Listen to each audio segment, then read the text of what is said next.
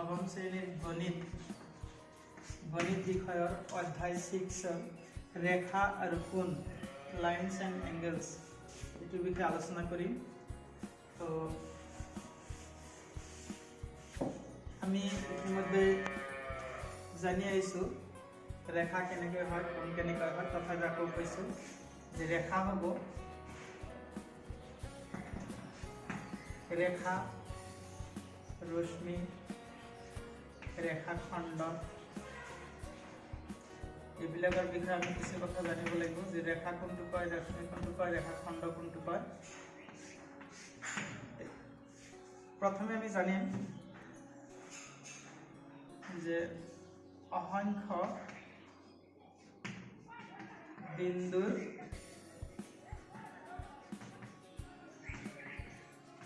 সমষ্টি ৰেখা বোলে, যাৰ প্ৰান্ত বিন্দু দুটা পোৱা নাযায়।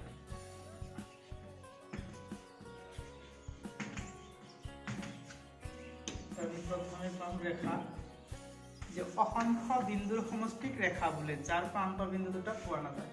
অৰ্থাৎ বিন্দু, ইয়াত এটা কথা আহিল যে বিন্দু আমি শিকি আহিছোঁ যে কাঠ পেঞ্চিলৰ জোঙা আগেৰে যদি আমি এনেকৈ বহীত বা বৰ্ডত এনেকৈ ফুট দিওঁ, সেই ফুটটো এটা বিন্দু বুজায়।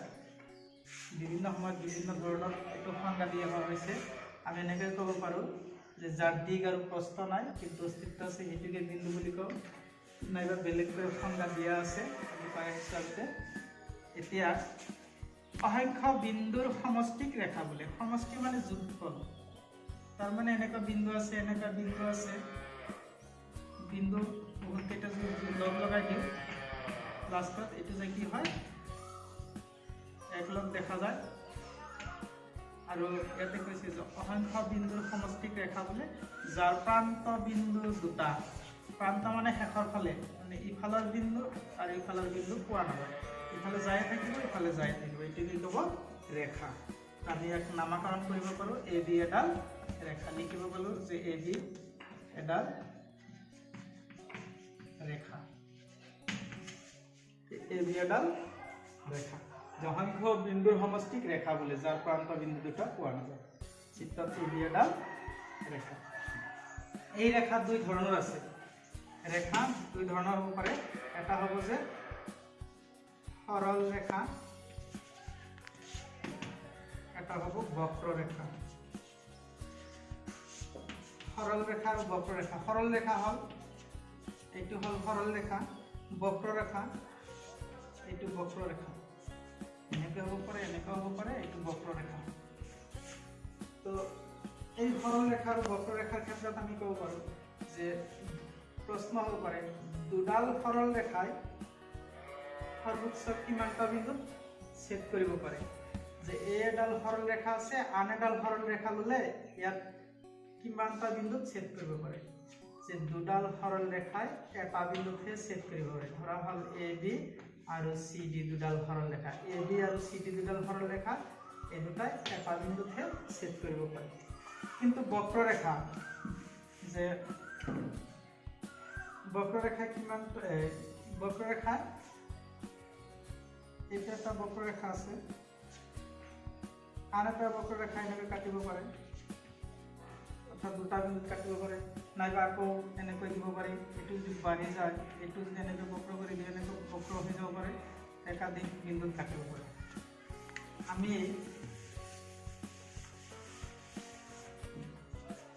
এটা বিন্দুৰ মাজেৰে কিমানডাল সৰল ৰেখা টানিব পাৰোঁ? এটা বিন্দুৰ মাজেৰে কিমানডাল সৰল ৰেখা টানিব পাৰোঁ? অগণন বা অসংখ্য। আমি এটা বিন্দুৰ মাজেৰে কিমানডাল সৰল ৰেখা টানিব পাৰোঁ? অসংখ্য। দুটা বিন্দুৰ মাজেৰে কিমানডাল সৰল ৰেখা টানিব পাৰোঁ? এটা বিন্দু এ, আন এটা বিন্দু বি। এটা এটা এ বিন্দু, এটা এটা বি বিন্দু।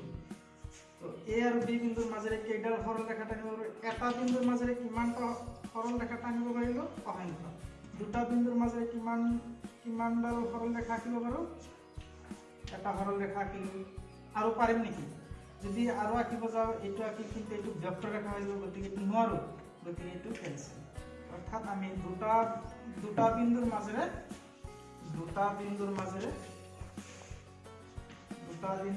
কিমানডাল সৰল ৰেখা টানিব পাৰোঁ?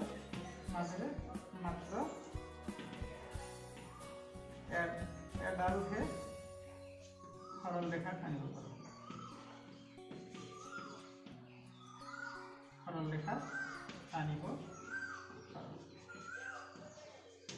দুটা বিন্দুৰ মাজেৰে এডালহে সৰল ৰেখা টানিব পাৰোঁ। এতিয়া যদি কয় যে দুটা বিন্দুৰ মাজেৰে কিমানডাল বক্ৰৰেখা টানিব পাৰোঁ? এ আৰু বি। এতিয়া সৰল ৰেখাৰ কথা কওঁ, বক্ৰৰেখা। বক্ৰৰেখা বুলি ক'লে এ এডাল বক্ৰৰেখা, এনেকৈ আন এডাল বক্ৰৰেখা টানিব পাৰোঁ, আৰু বক্ৰৰেখা টানিব পাৰোঁ, আৰু টানিব পাৰোঁ। অৰ্থাৎ এইটো কিমান টানিব পাৰিম? অসংখ্য। দুটা বিন্দুৰ মাজেৰে সৰল ৰেখা কিমানডাল টানিব পাৰোঁ? মাত্ৰ এডাল। আৰু দুটা বিন্দুৰ মাজেৰে বক্ৰৰেখা কিমান টানিব পাৰোঁ? অসংখ্য। এইগ'ল ৰেখা। ইয়াৰ পিছত আহিব ৰশ্মি। ৰশ্মি কাক ক'ব? যে যদি কোনো এডাল ৰেখাৰ এইটো ৰেখা, এই ৰেখাডালত যদি কয় যে কোনো এডাল ৰেখাৰ এটা প্ৰান্ত বিন্দু পোৱা যায়, সেই বিন্দু আনটো পোৱা নাযায়, তেন্তে ইয়াৰ নামে হ'ব ৰশ্মি। যে ৰশ্মি কাক ক'ব? যে অসংখ্য বিন্দুৰ সমষ্টিক ৰশ্মি বোলে, যাৰ এটা প্ৰান্ত বিন্দু পোৱা যায় আনটো পোৱা নাযায়। সংজ্ঞাটো এনেকৈ লিখিব পাৰি ৰশ্মিৰ, যে অসংখ্য বিন্দুৰ সমষ্টিক, ইয়াতে ৰশ্মিত ৰেখাৰ ঠাইত ৰশ্মি লিখি ল'লে হ'ব যে অসংখ্য বিন্দুৰ সমষ্টিক ৰশ্মি বোলে, যাৰ এটা প্ৰান্ত বিন্দু পোৱা যায় আনটো পোৱা নাযায়।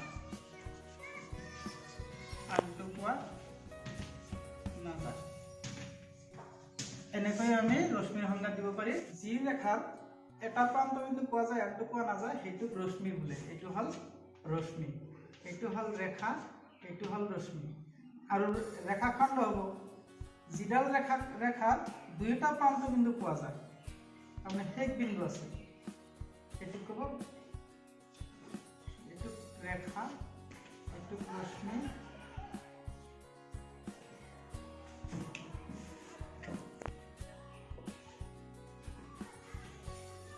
এইটো ৰশ্মি, এইটো ৰেখাখণ্ড। অৰ্থাৎ আমি পালোঁ কি যে অসংখ্য বিন্দুৰ সমষ্টি ৰেখা, যাৰ প্ৰান্ত বিন্দু দুইটা পোৱা নাযায়।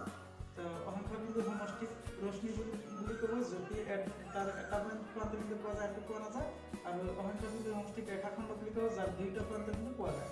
নাইবা কোনো এডাল ৰেখাৰ এটা প্ৰান্ত বিন্দু পোৱা যায় আনটো পোৱা নাযায় সেইটোক ৰশ্মি ক'ব। কোনো এডাল ৰেখাৰ দুইটা প্ৰান্ত বিন্দু যদি পোৱা যায় তাক ৰেখাখণ্ড ক'ব। এতিয়া আমি আহিম কোণৰ বিষয়ে আলোচনা কৰিম। এতিয়া এংগেল, যে এটা একটা ৰশ্মি, আন এডাল ৰশ্মি এইটো, দুডাল ৰশ্মি লোৱা হল, এটা হল এ বি আৰু এটা হল এ সি। এইটো যদি এ বিন্দু হয়, এইটো যদি এ বিন্দু হয়, অর্থাৎ এইটো যদি লগ লগাই দিয়া হয়, অর্থাৎ ইয়াৰ পৰা যদি আঁকা হয়, তেনেহলে দুইটাৰ মাজত এটা কোণ উৎপন্ন হয়। অৰ্থাৎ দুডাল ৰশ্মিৰ সাধাৰণ বিন্দু যদি এটা হয়, আৰ সেই তেনেহলে ৰশ্মি দুডালৰ মাজত কোণ উৎপন্ন হয়। তো এ বি আৰু এ সিৰ মাজত এইটো এটা কোণ উৎপন্ন হৈছে। দুডাল ৰশ্মিৰ প্ৰান্ত বিন্দু যদি এটা হয় তেন্তে তাক কোণ বুলি কোৱা হ'ব। এই কোণটো এইটোও হ'ব পাৰে, এইটোও হ'ব পাৰে, দুইফালে আমি কোণ পাম। তো কোণ উৎপন্ন হ'বলৈ হ'লে রশ্মি লাগিব,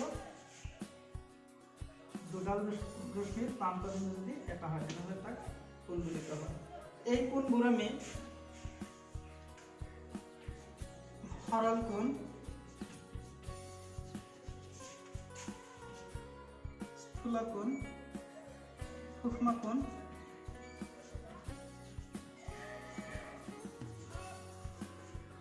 সমকোণ, স্থূল কোণ,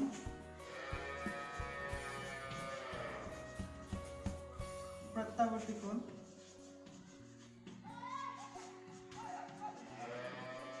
আদি হিচাপে পাইছোঁ।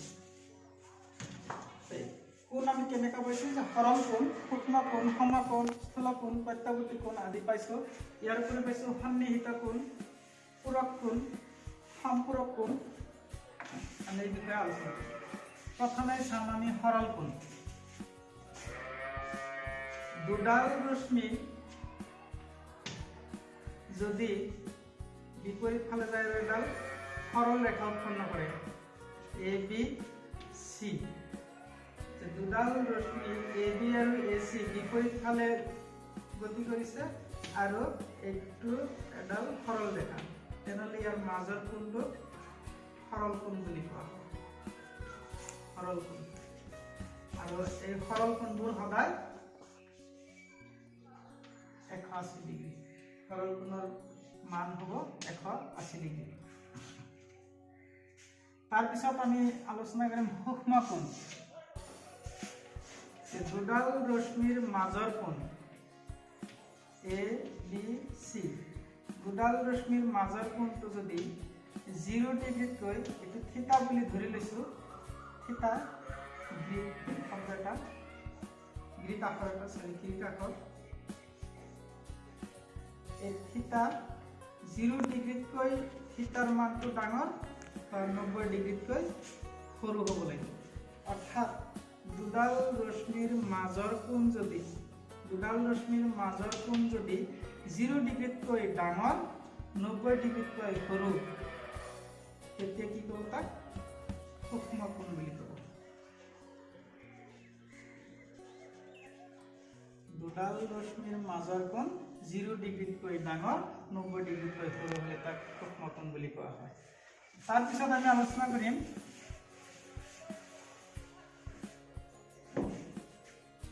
সমকোণ।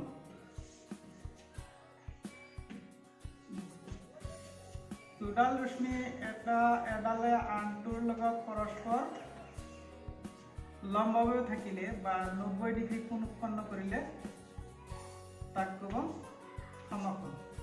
এইটো ক'ব সমকোণ। অৰ্থাৎ দুডাল ৰশ্মিৰ মাজৰ কোণটো যদি 90 ডিগ্ৰী হয়, অৰ্থাৎ এডাল ৰশ্মি আনডালৰ ওপৰত পৰস্পৰ লম্বভাৱে থাকিলে তেনেহ'লে উৎপন্ন কোণটোক সমকোণ বুলি কোৱা হয়। সমকোণ পালোঁ। স্থূল কোণ। যদি দুডাল ৰশ্মিৰ মাজৰ কোণ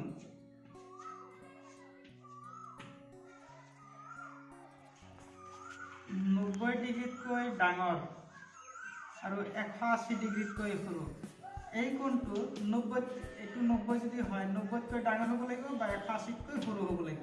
অৰ্থাৎ এই ঠিক এইখিনিৰ মাজত যদি কোণ উৎপন্ন হয় সেইখিনিক ক'ব স্থূল কোণ।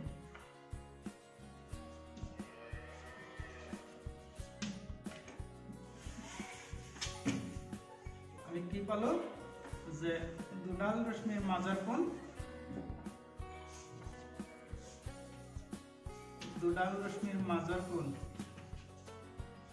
যদি 90তকৈ ডাঙৰ আৰু 180তকৈ সৰু হয় তেতিয়া তাক স্থূল কোণ বুলি কোৱা হয়। পালো আমি সৰল কোণ, সমকোণ, সূক্ষ্ম কোণ, স্থূল কোণ। ইয়াৰ পিছতে পাম প্ৰত্যাৱৰ্তী কোণ।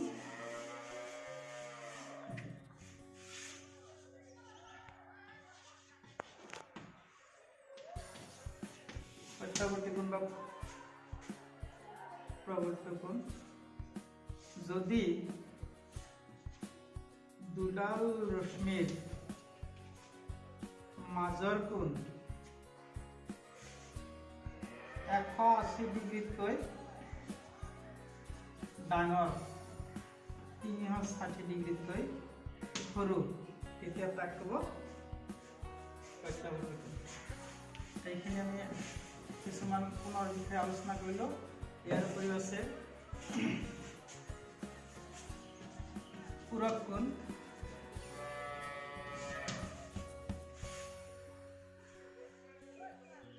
পূৰক কোণ ধৰি লওঁ এইটো এটা কোণ 30 ডিগ্ৰী আৰু এটা কোণ আছে ধৰি লওঁ ইয়াতে 60 ডিগ্ৰী। এই দুটা কোণৰ যদি মিলাই পেলাই এনেকৈ ডাইৰেক্ট লিখিব পাৰোঁ এনেকৈ যে এই ৰেখাটো কমন এনেকৈ এইটো 30 ডিগ্ৰী এইটো 60 ডিগ্ৰী তাহলে দুটা কোণৰ যোগফল যদি 90 ডিগ্ৰী হয় তেতিয়া তাক পূৰক কোণ বুলি কোৱা হ'ব অৰ্থাৎ দুটা কোণৰ সমষ্টি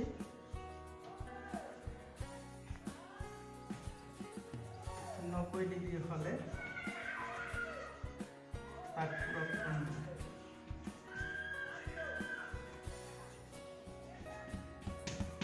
দুটা কোণৰ সমষ্টি যদি 90 ডিগ্ৰী হয় তেতিয়া তাক কি ক'ব পূৰক কোণ এটাক আনটোৰ পূৰক ক'ব অৰ্থাৎ 60 ডিগ্ৰী পূৰক কি 30 ডিগ্ৰী 30 ডিগ্ৰী পূৰক 60 ডিগ্ৰী এনেকৈ আমি পূৰক কোণ পাম যদি কয় যে দুটা পূৰক কোণৰ এটাৰ মান যদি 65 ডিগ্ৰী হয় 65 ডিগ্ৰী পূৰক কোণ কি হ'ব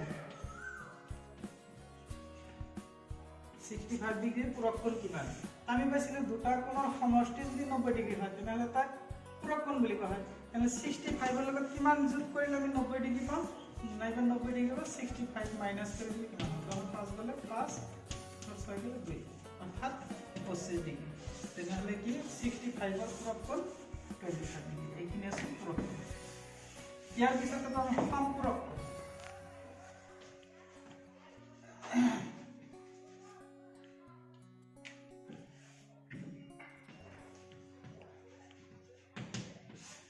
সম্পূৰক কোণ দুটা কোণৰ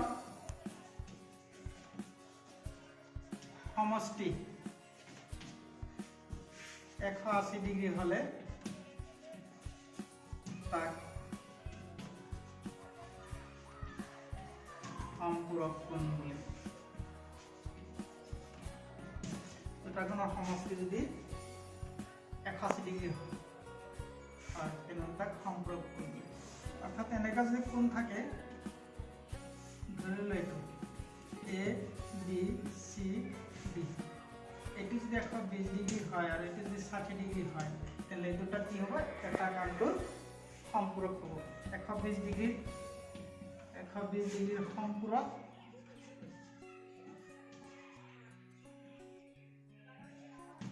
কোণ কি হ'ব 60 ডিগ্ৰী তেনেহলে এটা আছে সম্পূৰক কোণ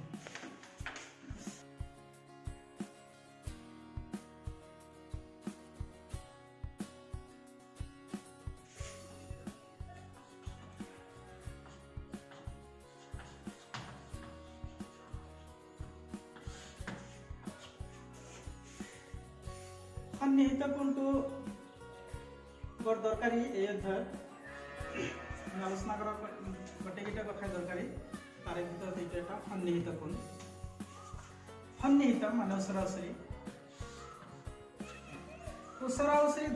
এযোৰ কোণক সন্নিহিত কোণ বুলি কোৱা হয় কিন্তু তাতে শৰ্ত আছে তিনিটা ধৰি লও এইটো এটাৰ ওচৰত আনটো আছে এই কোণটো 1 নম্বৰ এইটো 2 number A B C D এইটো 1 নম্বৰ এইটো 2 নম্বৰ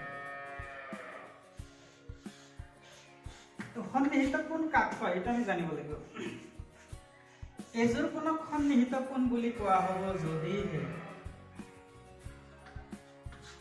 ওপৰত লিখিব লাগিব যে এযোৰ কোণক সন্নিহিত কোণ বুলি কোৱা হ'ব যদিহে নাম্বাৰ 1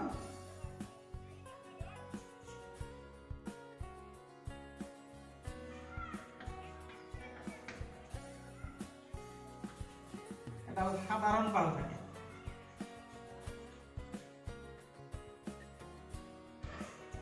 2 নম্বৰ এটা সাধাৰণ বিন্দু থাকে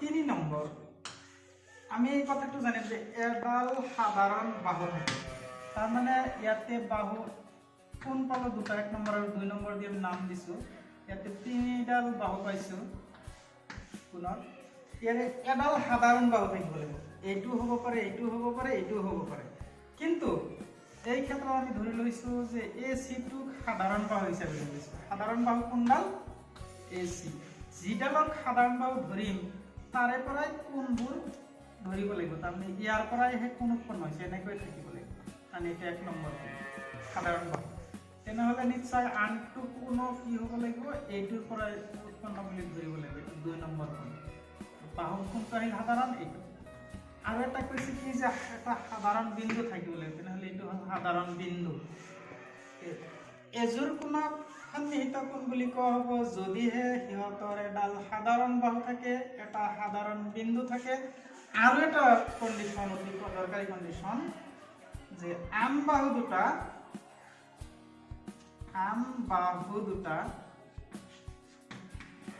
সাধাৰণ বাহুৰ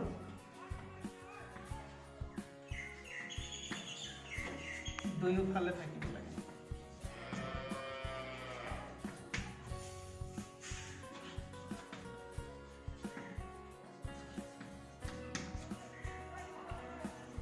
সেইটো হ'ল কন্ডিশন এইটো এই 1 আৰু 2 কি কম আমি সন্নিহিত কোণ এংগেল 1 আৰু এংগেল 2 এংগেল 1 আৰু এংগেল 2 কি হ'ব সন্নিহিত কোণ কি কন্ডিশনত কলে আমি এইটো বিচাৰি পাম যে এইটো কোণ এই কোণজোৰক সন্নিহিত কোণ বুলি ক'বনে যে আমি বিচাৰি চাম যে ইয়াৰ সাধাৰণ বাহু আছে নেকি যে এই বাহুটো AC বাহুৰ পৰা AB বাহু এটা উৎপন্ন কৰিছে AC বাহুৰ পৰা আন এডাল AD বাহুৱে আন এটা কোণ উৎপন্ন কৰিছে 2 গতিকে 1 আৰু 2 সন্নিহিত কোণ বুলি ক'ব পাৰিম কাৰণ A হ'ল সাধাৰণ বিন্দু AC হ'ল সাধাৰণ বাহু আৰু সাধাৰণ বাহুৰ বিপৰীত ফালে আন দুটা দুয়োফালে আন দুটা বাহু আছে এই আছিল সন্নিহিত কোণৰ ধাৰণা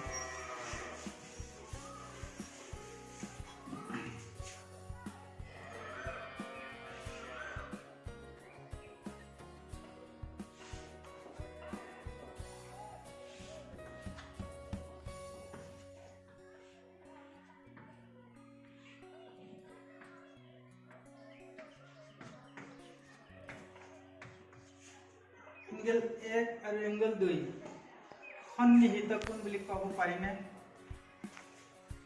এংগেল 1 আৰু এংগেল 2 এংগেল 1 আৰু এংগেল 2 সন্নিহিত কোণ হয়নে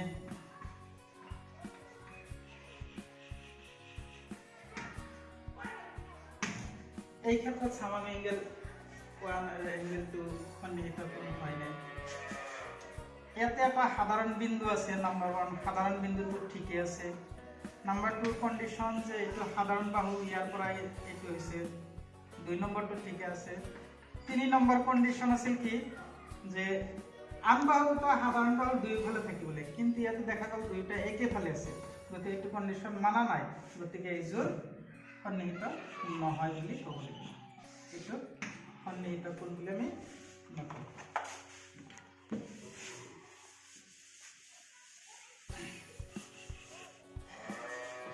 আছে বিপ্রতীক কোণ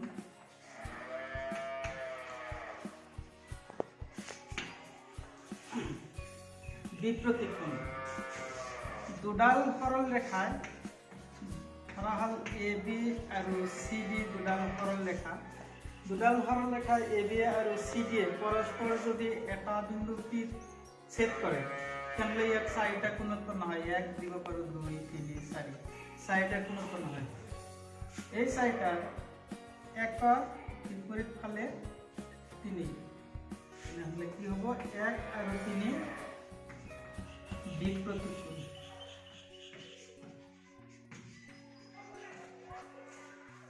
2 এর লগত 4 এঙ্গেল 2 and angle 4 বিপ্রতীক কোণ এই আছিল বিপ্রতীক কোণ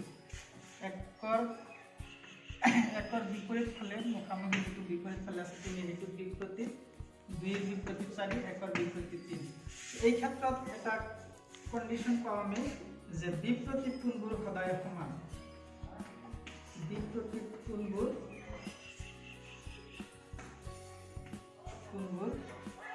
সদায় সমান বিপৰীত কোণবোৰ সদায় সমান এইটো শৰ্ত দেখিলাম এইটোৰ পৰা লিখিব পাৰো এংগেল 1 ইকুৱেল টু এংগেল 3 আৰু এংগেল 2 ইকুৱেল টু এংগেল 4 বিপৰীত কোণবোৰ সদায় সমান আমি মনত ৰাখিব লাগিব এইটো যে এংগেল A1 আৰু 3 ইকুৱেল হ'ব দুয়োটা কোণ এইটো যদি 85 ডিগ্ৰী হয় তেনেহ'লে এইটো 85 ডিগ্ৰী হ'ব এইটো 85 ডিগ্ৰী হয় এইটো 85 ডিগ্ৰী এইটো হ'ল বিপৰীত কোণৰ ধাৰণা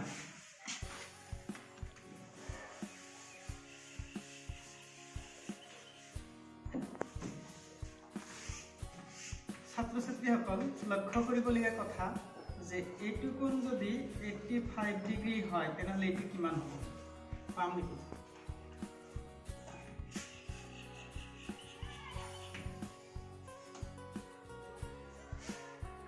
নিশ্চয় আমি পাম যে এইটো কোণ 85 ডিগ্ৰী হ'লে এইটো কিমান ডিগ্ৰী হ'ব যিহেতু এইটো এটা সৰল ৰেখা তেনেহ'লে সৰল ৰেখাবোৰ আমি কিমান ডিগ্ৰী কোণ পাইছোঁ 81 ডিগ্ৰী 81 ডিগ্ৰী কোণৰ তাৰ পৰা যদি 85 বাদ দিওঁ তেনেহ'লে কিমান হ'ব 105 ডিগ্ৰী দুটা কোণৰ যোগফল 81 ডিগ্ৰী তেনেহ'লে কি হ'ব 95 ডিগ্ৰী এইটো 95 ডিগ্ৰী এইটো 85 ডিগ্ৰী তো কিয়নো আমি পাইছোঁ যে সৰল কোণবোৰ সদায় 81 ডিগ্ৰী 81 পৰা 85 বাদ দিলে 95 পাম এইটো যদি পাইছোঁ এইটো 85 যদি পাইছোঁ তেনেহ'লে এইটো কি হ'ব 85 বিপৰীত 85 কাৰণ বিপৰীত কোণবোৰ সদায় সমান 95 বিপৰীত 95 আৰু পাইছোঁ কি যে এটা বিন্দুত যিমানেই কোনো কোণ নহওক কিয় 1 2 3 4 5 6 7 8 9 10 11 12 এনেকৈ কিমান বিন্দু এটা যিমানেই কোনো কোণ নহয় কিয় প্ৰত্যেকটো কোণৰ সমষ্টি 360 ডিগ্ৰী এতিয়া চাওঁ আমি ইয়াতে এটা বিন্দুত 4টা কোণ উৎপন্ন হৈছে এই 4টা যোগ কৰিলে আমি 360 ডিগ্ৰী পাম 95 85 81 আৰু 95 85 81 81 360 ডিগ্ৰী এইটো ধৰ্ম আমাৰ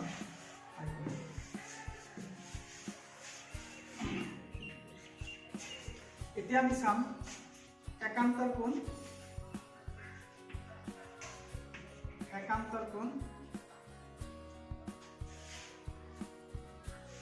আৰু অনুৰূপ কোণ